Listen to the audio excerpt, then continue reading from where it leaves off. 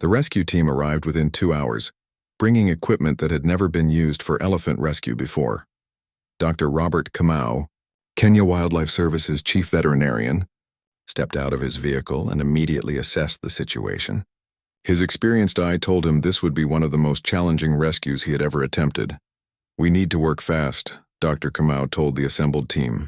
"The calf is showing signs of severe exhaustion, and the mud is getting harder by the minute." He had brought ropes, pulleys, and a small crane typically used for moving heavy equipment, but adapting these tools for elephant rescue would require creativity and careful planning. The mother elephant watched every movement with intense focus. As the rescue team set up their equipment, she positioned herself where she could see both her trapped baby and the humans working to save it.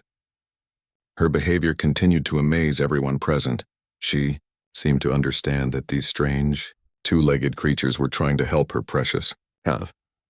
The first challenge was getting close enough to the baby elephant to attach rescue ropes. The mud around the watering hole was treacherous, and several team members had already sunk knee-deep, just trying to approach the edge.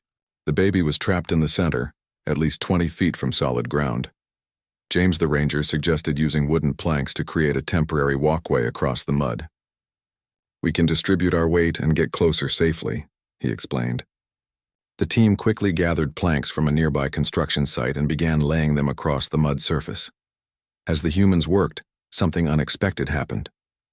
The mother elephant began helping in her own way. She used her massive feet to pack down loose mud along the edges of the watering hole, creating more stable ground for the rescue team.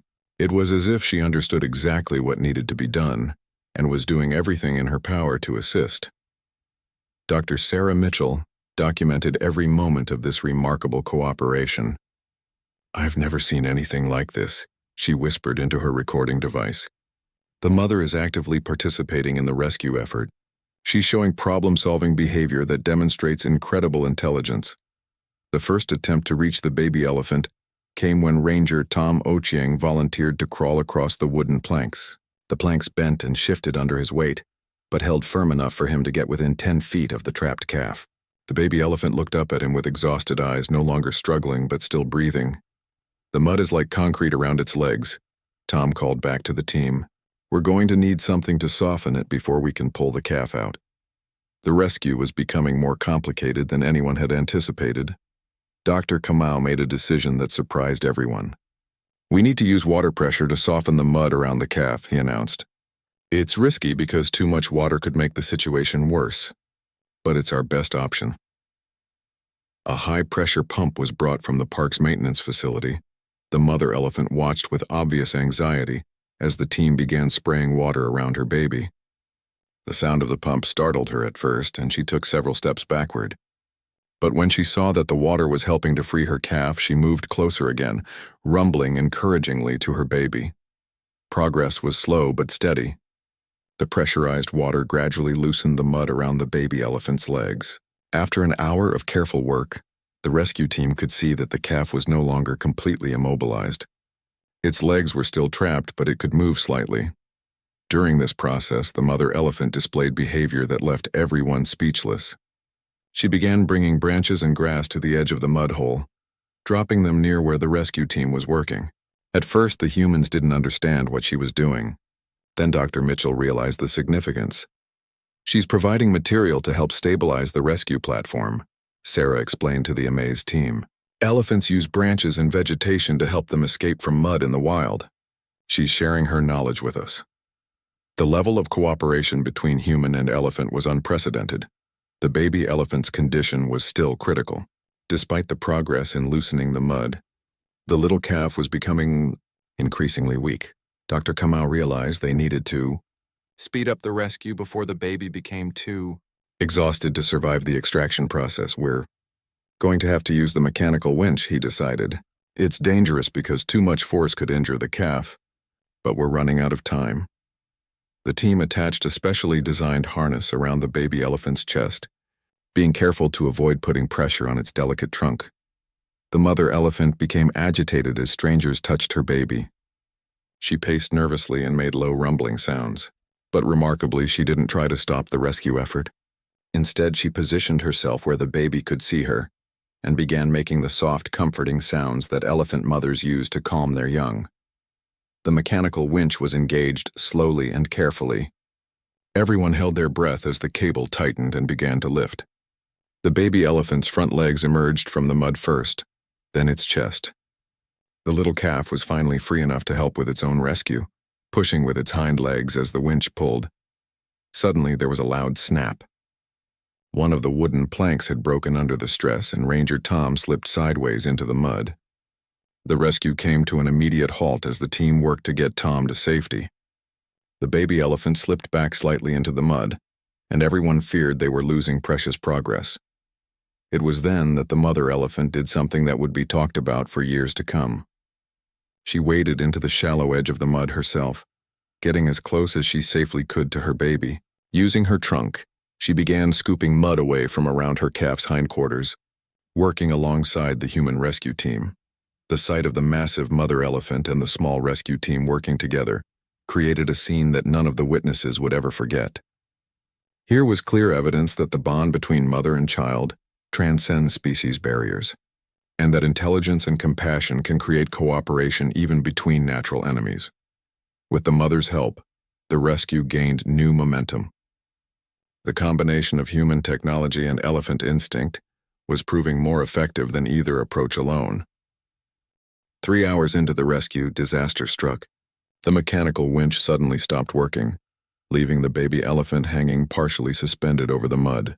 The motor had overheated from the constant strain, and without it, the team had no way to complete the extraction. The baby elephant was in a worse position than before, no longer fully supported by the mud, but not free either. Dr. Kamau quickly assessed their options while the mother elephant became increasingly distressed.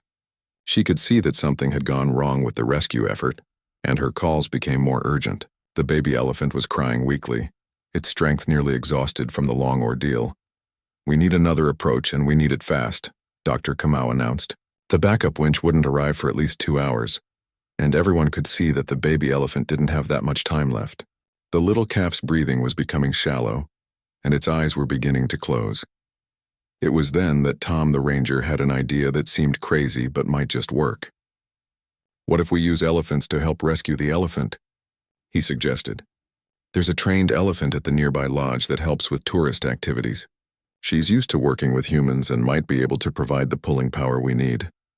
The suggestion created immediate debate among the team. Bringing another elephant to the scene could create chaos if the mother became territorial or aggressive. But as they watched the baby elephant growing weaker, everyone realized they were running out of conventional options. Dr. Mitchell supported the idea. "Elephants have been known to help each other in rescue situations in the wild," she explained. "If we can establish trust with both elephants, it might work." The decision was made to try this unprecedented approach. While they waited for the trained elephant to arrive, the team worked to keep the baby elephant stable. Dr. Kamau administered fluids through a small tube to prevent dehydration, while team members used wet cloths to keep the little calf cool in the increasing heat of the day. The mother elephant seemed to sense that something new was happening. When she heard the distant trumpeting of the approaching elephant, her behavior changed dramatically. She became alert and responsive, making calls that seemed to be communicating with the newcomer. The trained elephant, a female named Temba, arrived with her handler, Joseph Kiprotich. Temba had been rescued as an orphan 20 years earlier and had been working with humans ever since. She was gentle, intelligent, and completely comfortable around people. But no one knew how she would react to this emergency situation. As Temba approached the watering hole, something magical happened. The desperate mother elephant walked directly toward her, and the two animals began what could only be described as a conversation. They touched trunks, made soft rumbling sounds, and seemed to be sharing information about the situation. Joseph had worked with Temba for over a decade and had never seen her behave quite like this. "She understands something important is happening," he told the rescue team. "I think she wants to help." Temba positioned herself near the rescue equipment and waited calmly for instructions. The plan was complex but potentially effective. Temba would be harnessed to a system of ropes and pulleys that would allow her massive strength to replace the broken mechanical winch. The mother elephant would continue helping by keeping her baby calm and assisting with positioning.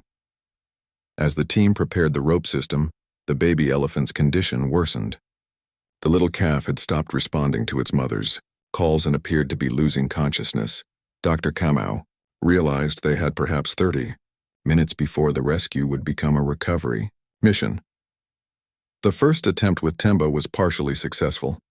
Her steady pulling helped lift the baby elephant several more inches out of the mud, but the improvised rope system wasn't strong enough to complete the extraction. One of the ropes snapped under the strain and they had to start over. Time was running critically short. The afternoon sun was beating down mercilessly, and even the adults were feeling the effects of heat and exhaustion. The baby elephant was barely moving, and its breathing had become very weak. It was during this crisis that the mother elephant took action that demonstrated the depth of elephant intelligence and emotion. She began digging frantically at the edge of the mud hole, using her feet and trunk to create a shallow channel. The rescue team initially didn't understand what she was trying to accomplish. Then Dr. Mitchell realized the mother's strategy. "She's trying to drain some of the water from the mud to make it less fluid," Sarah explained. "If she can lower the water level even slightly, it might give us the leverage we need." The mother elephant was literally reshaping the landscape to save her baby. The team immediately began helping with the mother's plan. Using shovels and picks, they widened the drainage channel she had started. Slowly, muddy water began flowing away from the center of the hole, and the consistency of the mud around the baby elephant began to change. Temba seemed to understand the new strategy instinctively. Without any direction from Joseph, she began helping with the digging, using her massive feet to compact the drainage channel and make it more effective. The cooperation between the two elephants and the human rescue team created a level of teamwork that defied everything experts thought they knew about animal behavior. As the water level dropped, the baby elephant's position improved dramatically. The little calf was no longer sinking deeper, and the mud around its legs was becoming less like cement and more like thick clay. For the first time in hours, there was real hope that the rescue might succeed. But time was still the enemy. The baby elephant had been trapped for over 12 hours, and its physical condition was becoming critical. Dr. Kamau prepared emergency medical treatment, knowing that even if they successfully extracted the calf, keeping it alive would be another challenge entirely. The mother elephant seemed to sense that the crucial moment was approaching. She positioned herself where her baby could see her clearly, and began making the encouraging sounds that elephant mothers use during difficult times.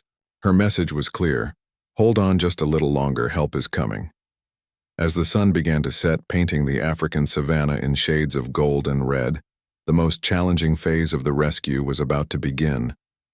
Everything they had learned about elephant behavior, everything they had improvised about rescue techniques, and everything they had discovered about the power of cooperation between species was about to be put to the ultimate test. As darkness approached, portable floodlights were brought to illuminate the rescue site. The baby elephant's breathing had become so shallow that Dr. Kamau feared they might be too late. But the drainage system created by the mother elephant and improved by Temba was working better than anyone had hoped. The water level had dropped significantly, and the mud was finally soft enough for the next phase of the rescue. Joseph positioned Temba carefully, ensuring that her pulling angle would lift the baby elephant straight up rather than dragging it sideways through the mud. The mother elephant watched every preparation with intense focus, occasionally touching the rescue ropes with her trunk as if inspecting the equipment herself. "This is our best chance," Dr. Kamau announced to the team. "Everyone needs to work together perfectly." The plan required precise timing. Temba would provide the main lifting power, while human team members guided the baby elephant to prevent injury during extraction. As Joseph gave Temba the signal to begin pulling, something extraordinary happened. The mother elephant moved to the opposite side of the hole and began pushing against the mud behind her baby with her trunk. She had somehow figured out that pressure from behind would help the pulling force from the front. The baby elephant's front legs emerged completely from the mud for the first time in 13 hours. The little calf seemed to sense that freedom was near and found energy from somewhere deep inside to help with its own rescue. Its weak struggles became more coordinated as it felt the pull of the ropes. "Keep going, steady pressure," Dr. Kamau called to Joseph. Temba responded perfectly, maintaining consistent force without jerking or rushing. Her experience working with humans was proving invaluable. She understood exactly how much strength to use. Suddenly, there was a loud sucking sound as the mud released its grip on the baby elephant's hind legs. The little calf came free so quickly that it caught everyone by surprise. Temba immediately stopped pulling as soon as she felt the resistance disappear, showing remarkable sensitivity for such a large animal. The baby elephant lay on the muddy ground, free but barely conscious. Dr. Kamau rushed forward with his medical equipment while the mother elephant ran to her calf's side. The reunion between mother and baby was immediate and emotional. The mother gently touched her calf all over with her trunk, checking for injuries and offering comfort. But the rescue wasn't over yet. The baby elephant was severely dehydrated and exhausted from its ordeal. Its body temperature was dangerously low, and it wasn't trying to stand up. Dr. Kamau quickly inserted an IV line to provide fluids and administered medications to help with shock and exhaustion. The mother elephant watched the medical treatment with obvious anxiety, but she didn't interfere. Somehow, she seemed to understand that these procedures were necessary to save her baby's life. She stood guard nearby, occasionally reaching out with her trunk to gently touch her calf for reassurance. Temba remained at the rescue site, as if she understood that her job wasn't finished yet. Joseph tried to lead her away, but she resisted, keeping her eyes on the baby elephant. She wants to make sure the little one is okay, Joseph explained. The bond that had formed between the elephants during the rescue was clearly strong. After an hour of medical treatment, the baby elephant's condition began to improve. Its breathing became stronger, and it started to respond to its mother's gentle touches. Dr. Kamau was cautiously optimistic. The vital signs are stabilizing, he reported. But the next 24 hours will be critical. The first sign of real progress came when the baby elephant attempted to lift its head. The mother elephant immediately began making soft, encouraging sounds and used her trunk to help support her calf's head. The little one's eyes opened wider, and for the first time since the rescue began, it made a weak trumpeting sound. The assembled crowd cheered quietly, not wanting to startle the elephants with sudden loud noises. After hours of tension and uncertainty, there was finally reason for hope. The baby elephant was alive and beginning to show signs of recovery. As the night wore on, the baby elephant made steady progress. With its mother's help and continued medical support from Dr. Kamau, the little calf managed to sit up. This was a crucial milestone. It meant that the baby's strength was returning and that there was no serious spinal injury from the long hours of being trapped. Temba continued her vigil throughout the night, refusing to leave until she could see that the baby elephant was truly safe. Her handler Joseph brought her food and water, but she barely touched them, keeping her attention focused on the recovery taking place nearby. The most emotional moment came near dawn when the baby elephant made its first attempt to stand. The mother elephant positioned herself on one side to provide support, while Temba moved to the other side. Together, the two adult elephants helped the baby get to its feet for the first time in over 15 hours. The baby elephant was wobbly and weak, but it was standing. The mother immediately began nursing her calf, providing the nutrition and comfort that had been impossible during the long rescue ordeal. The sight of the reunited family brought tears to the eyes of every human witness. Dr. Mitchell continued documenting every moment of the recovery. "This represents a breakthrough in our understanding of elephant intelligence and social behavior," she recorded. "The cooperation we've witnessed between different elephant groups and between elephants and humans challenges everything we thought we knew about these animals." As the sun rose over the African savanna, painting the sky in brilliant colors, the baby elephant took its first tentative steps since being freed. The mother elephant walked alongside, ready to provide support if needed. Temba followed at a respectful distance, still protective of her new young friend. The rescue had been successful beyond anyone's wildest hopes. Not only had they saved a baby elephant's life, but they had documented unprecedented cooperation between species. The desperate mother's plea for help had been answered in ways that no one could have predicted. But as the rescue team began packing their equipment, they had no idea that the most surprising part of this story was still to come. The bonds formed during this crisis would lead to discoveries that would change the scientific understanding of elephant behavior forever. The days following the rescue brought unexpected developments that amazed the research team. Instead of returning to their normal territory, The mother elephant and her calf remained near the watering hole where the rescue had taken place. Even more surprising, they seemed to be waiting for something, or someone. Dr. Sarah Mitchell established a temporary observation camp to monitor the baby elephant's recovery. What she discovered challenged every assumption about wild elephant behavior. The mother elephant had begun bringing her calf to the camp every morning, as if seeking a daily health check from Dr. Kamau. "This is unprecedented," Sarah noted in her research journal. "Wild elephants typically avoid human contact after stressful encounters. Instead, this mother is actively seeking continued interaction with the people who helped save her baby." The behavior suggested a level of gratitude and trust that science had never documented before. Temba, the trained elephant who had helped with the rescue, also displayed unusual behavior. Each day she would become restless at the lodge until Joseph brought her to visit the baby elephant. The two elephants had formed a bond that transcended their different backgrounds, one wild, one raised by humans. The baby elephant's recovery was remarkable. Within a week, the little calf was running and playing normally, showing no lasting effects from its traumatic experience. But the most interesting development was how the baby interacted with humans. Unlike typical wild elephants, the calf showed no fear of people and seemed genuinely curious about the research team. Dr. Kamau continued monitoring the baby's health, but his examinations had evolved into something resembling veterinary visits for a domestic animal. The mother elephant would calmly allow Dr. Kamau to check her calf's breathing, heart rate, and general condition, standing nearby like a patient pet owner. "The trust level is extraordinary," Dr. Kamau explained to visiting researchers who came to witness this unusual relationship. "The mother elephant actually brings the baby to me when she notices anything unusual about its behavior or appetite. She's treating us like members of her extended family." The research implications were staggering. For years, scientists had believed that wild elephants had an inherent fear of humans that could never be overcome. This mother and calf were proving that elephants were capable of much more complex reasoning about individual humans than anyone had realized. Tourism to the area increased dramatically as word spread about the remarkable elephant family. Visitors came hoping to see the mother and baby, who had captured international attention. But the elephants' behavior around tourists was completely different from their interactions with the rescue team. They maintained normal wild elephant wariness around strangers, approaching only the specific humans who had helped save the baby. This selective trust amazed animal behaviorists worldwide. The elephants could distinguish between individual humans and remember which ones had helped them.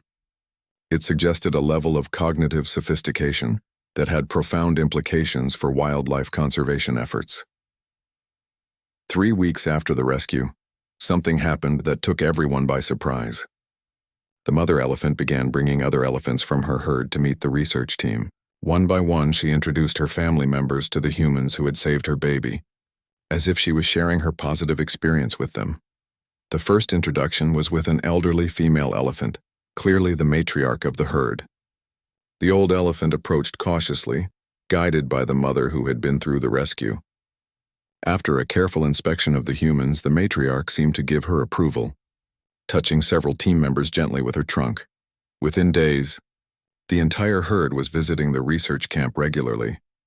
Dr. Mitchell found herself in the unique position of conducting elephant research with the full cooperation of her subjects. The elephants would voluntarily participate in behavioral studies, allowing measurements and observations that would normally be impossible with wild animals. The baby elephant had become particularly attached to Dr. Sarah Mitchell, following her around the camp like a massive puppy. The little calf seemed to remember that Sarah had been present during its rescue and had developed what could only be described as affection for her. This personal bond between researcher and subject was creating unprecedented research opportunities. Joseph and Temba also became regular visitors to the research camp. The trained elephant had appointed herself as a sort of guardian to the baby elephant, checking on its progress and playing with it like an aunt or older sister. The relationship between wild and trained elephants was providing new insights into elephant social structures, but the most significant development came when the mother elephant began demonstrating problem-solving techniques to her baby, using methods she had learned during the rescue. The mother was teaching her calf how to use tools, sticks and stones to manipulate, objects, something she had observed the humans doing during the rescue operation, where witnessing cultural transmission in real time. Dr. Mitchell explained to her colleagues, "This mother is passing on knowledge she gained from interacting with humans to her offspring. It's like watching the birth of a new behavior pattern that could spread through the entire elephant population." The baby elephant was learning faster than normal elephant development patterns suggested was possible. It was using tools, solving puzzles, and demonstrating cognitive abilities that seemed enhanced by its unique upbringing. The early exposure to human problem-solving techniques was accelerating the calf's intellectual development. Dr. Kamau began conducting regular health checks on other members of the herd. With their full cooperation, elephants would voluntarily approach him for examination, allowing him to monitor the health of wild elephants in ways that had never been possible before. The medical data being collected was revolutionizing understanding of elephant physiology and health. The research camp had evolved into something resembling a partnership between humans and elephants. The elephants provided access for research while the humans provided medical care and protection from poachers. It was a relationship that benefited both species in ways that no one had anticipated. As weeks passed, the story began attracting attention from conservation organizations worldwide. Here was proof that cooperation between humans and elephants was not only possible, but could be mutually beneficial. The rescue had sparked a completely new approach to wildlife conservation. But even as the research team celebrated their success and the scientific breakthroughs they were achieving, none of them suspected that the most surprising revelation was still to come. The true significance of what had happened during that desperate rescue would only become clear when they discovered something about the baby elephant that would change everything they thought they knew about the situation. 2 months after the rescue, Dr. Sarah Mitchell was analyzing photographs of the elephant herd when she noticed something that made her drop her coffee cup. As she examined close-up images of the baby elephant, she saw distinctive markings on its ears that looked familiar. Her hands shaking with excitement, she pulled out a folder of research photos from 15 years earlier. The comparison was unmistakable. The baby elephant bore the exact same ear markings as an elephant that had been part of a groundbreaking research study in the 1990s, a study that Dr. Mitchell herself had worked on as a graduate student. But this was impossible. The elephant from the old study had been an adult female, and this was clearly a male calf born only months ago. Dr. Mitchell called Dr. Kamau immediately. "Robert, you need to get here right away. I think I know why this baby elephant has been showing such extraordinary intelligence." When Dr. Kamau arrived, Sarah showed him the photographs side by side. The genetic markings were identical, not similar but exactly the same. "This baby elephant is the descendant of Makena," Sarah explained, her voice filled with amazement. Makena was the most intelligent elephant ever studied. She could solve puzzles that stumped other elephants. She learned human commands faster than any elephant on record, and she showed cognitive abilities that were off the charts. We lost track of her herd when funding for the project was cut. Dr. Kamau studied the photographs carefully. Makena had been legendary in elephant research circles, a female who had demonstrated problem-solving abilities that challenged everything scientists thought they knew about animal intelligence. If this baby was her descendant, it would explain the extraordinary behaviors they had been observing. But the implications went far deeper than just genetics. Sarah pulled out more research files, showing Dr. Kamau data that had never been published. Makena wasn't just intelligent, she continued. She was teaching other elephants in her herd advanced problem-solving techniques. We documented her passing on learned behaviors to other elephants, creating what we called super-learning populations. The pieces began falling into place. The mother elephant's ability to understand human rescue techniques, her strategic thinking during the crisis, and her subsequent teaching behaviors with her baby, all made sense if she had learned from Makena or was part of Makena's genetic line. This means, Dr. Kamau realized, that we've been working with elephants who have inherited not just intelligence, but accumulated knowledge from previous generations. This baby isn't just smart, it's carrying forward learning that has been passed down through its family line. Sarah nodded excitedly. And now, because of the rescue, we've added human problem-solving techniques to that inherited knowledge base. This baby elephant is developing cognitive abilities that represent a fusion of elephant intelligence and human-learned behaviors. The revelation explained why the baby elephant had learned so quickly, why it showed no fear of humans, and why it had adapted so well to working with the research team. It wasn't just recovery from trauma. It was the flowering of exceptional genetic potential combined with unique learning opportunities. Dr. Mitchell immediately contacted the International Elephant Research Foundation with her findings. The response was overwhelming. Scientists from around the world wanted to study this remarkable elephant family. The baby elephant represented a living link to one of the most important elephant intelligence studies ever conducted. But there was more. As Sarah dug deeper into the old research files, she discovered that Makina had been pregnant when the original study ended. The research team had lost contact with the herd before they could document the birth or study the baby. This current rescue had reunited science with elephants that had been thought lost forever. The mother elephant's desperate plea for help took on new meaning. She hadn't just been seeking assistance for her baby. She had been reconnecting her family's exceptional bloodline with the humans who had studied and worked with her ancestors. In some way, she had remembered the positive relationship her family had once had with researchers. DNA samples confirmed what the photographs had suggested. The baby elephant was indeed a direct descendant of Makina, carrying genetic markers associated with enhanced cognitive ability. The mother elephant was Makina's daughter, making this baby elephant the next generation in a line of exceptionally intelligent elephants. The scientific community was stunned. Here was evidence that elephant intelligence could be inherited and enhanced across generations. The baby elephant represented not just individual intelligence, but accumulated family knowledge spanning decades. Joseph and Temba's role in the rescue also took on new significance. Temba had been trained using techniques developed during the original Makina research project. When she participated in rescuing the baby elephant, she was unknowingly helping to preserve the very genetic line that had made her own training possible. The conservation implications were enormous. If exceptional intelligence could be passed down through elephant families, protecting these bloodlines became crucial for the future of the species. The baby elephant wasn't just any rescued animal, it was a carrier of genetic potential that could benefit entire elephant populations. Dr. Mitchell established a new research project specifically to study this remarkable elephant family. Funding poured in from conservation organizations worldwide who recognized the significance of the discovery. The temporary observation camp became a permanent research station.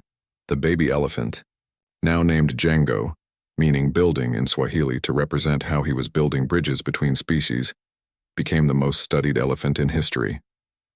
Every aspect of his development was documented, from his advanced problem-solving abilities to his unique social interactions with both elephants and humans. But perhaps the most remarkable aspect of the discovery was what it revealed about elephant memory and family knowledge. The mother elephant's behavior during the rescue suggested that she had somehow known that humans could help her baby. Her family's historical positive relationship with researchers may have been passed down through generations as inherited memory. As the research team prepared to publish their findings, they realized they had documented something unprecedented in animal behavior studies. The rescue had revealed not just individual intelligence, but evidence of cultural evolution in elephant populations, the passing down of learned behaviors and enhanced cognitive abilities across generations. The desperate mother's plea for help had uncovered one of the most significant discoveries in elephant research history. But even this revelation was just the beginning of surprises that would emerge from this extraordinary relationship between humans and elephants. 5 years after the rescue, the research station in Amboseli had become the most successful human-elephant cooperation project in the world. Django, now a healthy young elephant, had grown into everything the scientists had hoped he would become. His cognitive abilities had continued to develop beyond anything seen in wild elephants, and he had become a bridge between his species and humanity. The impact of that desperate mother's plea for help had rippled far beyond anyone's imagination.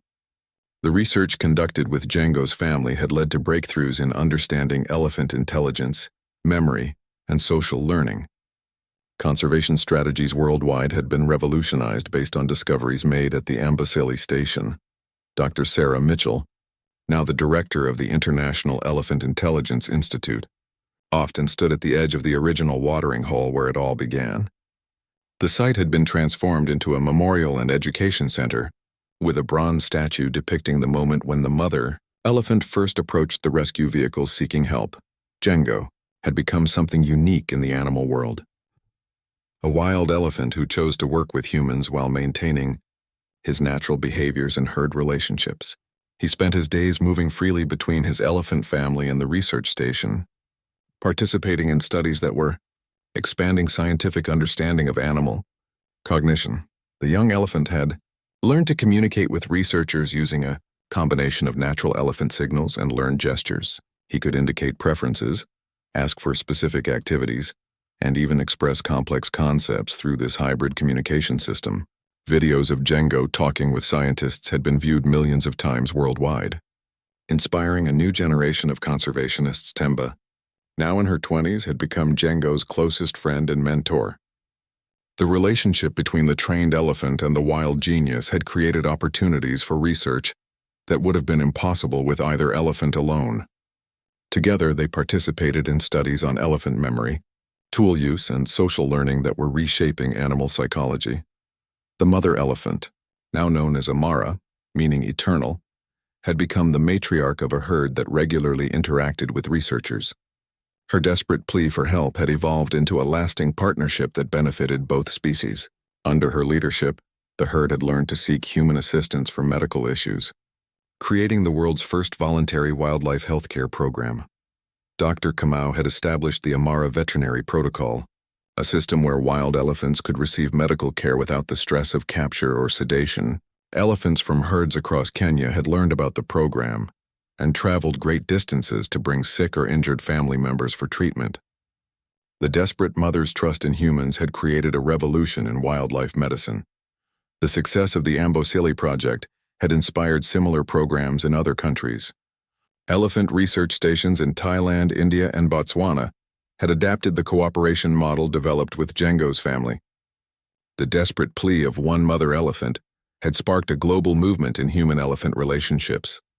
Joseph had become the chief elephant trainer for the expanded program. His work with Temba had demonstrated that the relationship between humans and elephants could be based on mutual respect and understanding, rather than dominance. His training methods were now taught in wildlife programs around the world. Perhaps most remarkably, Django had begun teaching other young elephants the problem-solving techniques he had learned from humans. 3 generations of elephants were now benefiting from the knowledge that had originated during that desperate rescue. The cultural evolution that Dr. Mitchell had first observed was spreading through elephant populations across Africa. The economic impact had been equally significant. Ecotourism focused on the intelligent elephant families had brought millions of dollars to local communities. The Amboseli region had become a model for conservation that benefited both wildlife and human populations. Children from around the world wrote letters to Django, and many visited the research station to meet the elephant who had captured global imagination. For many young people, Django represented hope that humans and wildlife could find ways to coexist and help each other. The original watering hole had been restored and improved, with a solar-powered pumping system that ensured it never went dry. A bronze plaque nearby read, "In memory of one mother's desperate plea and the cooperation that saved her baby. May it inspire all species to help one another." Dr. Mitchell often reflected on how a single moment of desperation had changed so many lives. The mother elephant's plea for help had not only saved her baby, but had opened new frontiers in science, conservation, and human-animal relationships. On the 5th anniversary of the rescue, a celebration was held at the research station. Django, now a magnificent young bull, stood with his mother Amara and their extended family. Temba was there with Joseph, and Dr. Mitchell and Dr. Kamau were surrounded by researchers from around the world who had come to honor the breakthrough that had started it all. As the African sun set over the savannah, painting the sky in brilliant oranges and purples, Django approached Dr. Mitchell. Using the communication system they had developed together, he touched her hand gently with his trunk and made the soft rumbling sound that meant thank you. It was a moment that reminded everyone present why they had dedicated their lives to understanding and protecting these remarkable animals. The desperate mother elephant's plea for help had been answered beyond her wildest dreams. Her baby had not only survived, but had become a symbol of hope for the future of human-elephant relationships. The trust she had placed in those strange two-legged creatures had grown into a partnership that was changing the world. As visitors to the Amboseli station often learned, sometimes the most extraordinary changes begin with a single moment of courage. The courage of a desperate mother to trust strangers with her most precious treasure, and the courage of humans to answer that call for help. The story that began with a trapped baby elephant had become a testament to the power of compassion to bridge the gaps between species and create a better world for all.